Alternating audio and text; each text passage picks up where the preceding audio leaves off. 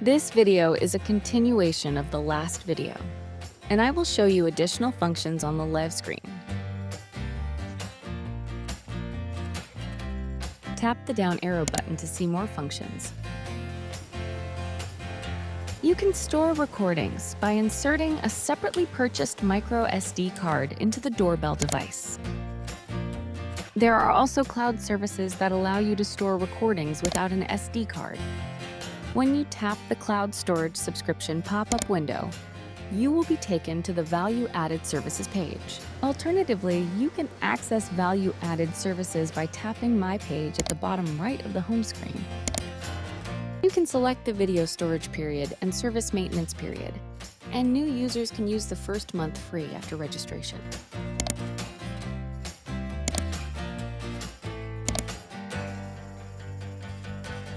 After subscribing to the cloud service, tap the cloud storage button to load the playback page.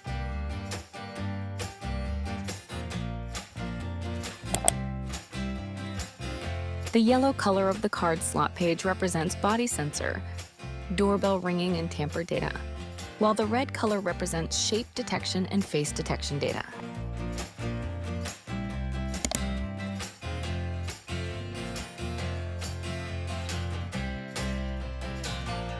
If you tap on a small screenshot in the message list, the screenshot will appear enlarged. If you have subscribed to a cloud service, you can play recorded videos by tapping the play button.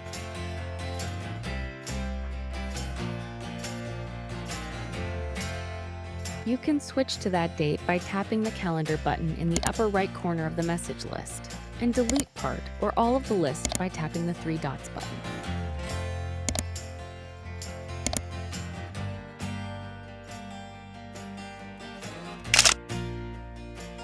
When you tap the picture-in-picture button, the live screen appears in a pop-up window, allowing you to move to another page while maintaining the live screen.